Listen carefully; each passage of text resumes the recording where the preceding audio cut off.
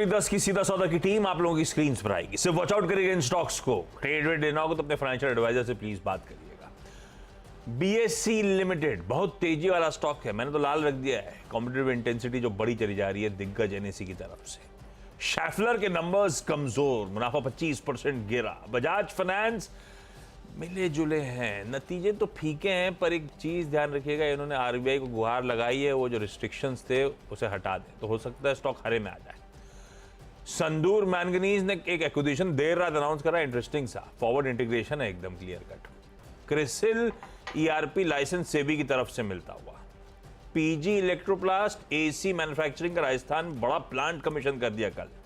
Amy Organics, KSB और मोतीलाल ओसवाल की आज बोर्ड मीट्स है। एमी तो प्रेफरेंशियल अलॉटमेंट, केएसबी और मोतीलाल, मेरे ख्याल से केएसबी स्टॉक स्प्लिट और मोतीलाल बोनस शेयर जारी करने पर भी विचार करेगा, तो इसीलिए सिर्फ रख दिए ग्रीन में। और हर्षा इंजीनियर्स में कल लास्ट ट्रेड में प्लूटस ने अच्छा खासा चंक एक्वायर करा है, ग्रीन रख दिया, अपने 10 हो गए। ओके, इधर भी 10 हैं। वेदांता में ध्यान रखिएगा, इसमें एक नतीजों पे रिपोर्ट आई है नोवामा की और 542 रुपये का टारगेट दिया। नंबर ऑपरेशनली अच्छे हैं और जो इनके कोर प्रोडक्ट है एल्युमिनियम और कॉपर, उनके दाम लगातार बढ़ रहे हैं। हिंडाल को भी इसी थीम में है। डिक्सन को हमने इसलिए रखा है क्योंकि वो खबरें चल रही हैं कि वाइजर के लिए इनको हायर किया जा सकता है, काम कर सकते हैं उनके लिए। एनएचपीसी ने एक आर्बिट्रेशन जीत लिया है एलएनटी के अगेंस्ट, कम पैसे में, उनका मतलब सेटलमेंट हो गया है। यूटीआईएमसी के नतीजे ठीक दिख रहे हैं Q4 में, लेकिन मार्केट शेयर लूज़ किया है इन्होंने, तो ये ठीक बात नहीं है।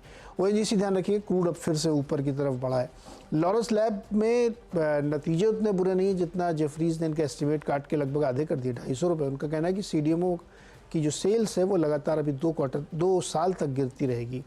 नेस्ले में भी नतीजे ठीक थे, लेकिन उसके बावजूद मॉर्गन स्टैनली ने अंडरवेट की कॉल दी। टारगेट 1900 का रखा है और उनका मानना है कि महंगाई का असर जो खुद मैनेजमेंट मानता है वो पड़ेगा। अभी वेलस्पर लिविंग के नतीजे साल दर साल बहुत बढ़िया हैं और गेल में मोमेंटम रहेगा क्योंकि गैस की वजह से तमाम गैस वाले शेयर्स में तेजी बन रही है।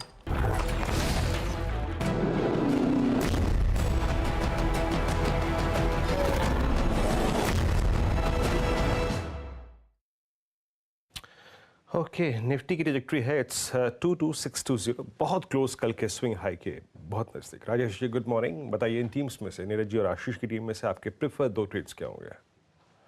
मॉर्निंग वीरेंद्र। देखिए, अगर आशीष जी की टीम देखे तो जो सबसे बढ़िया चार्ट है वो है एमी ऑर्गेनिक्स का।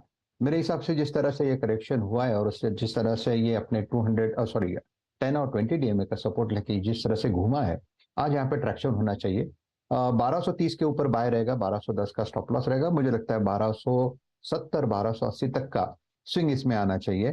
नीरज जी की टीम देखे तो जो सबसे बढ़िया है वो है वेलस्पन लिविंग।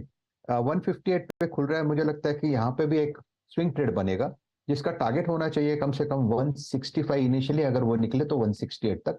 तो at a level of 158 it's a buy, stop loss will be at 154। Okay.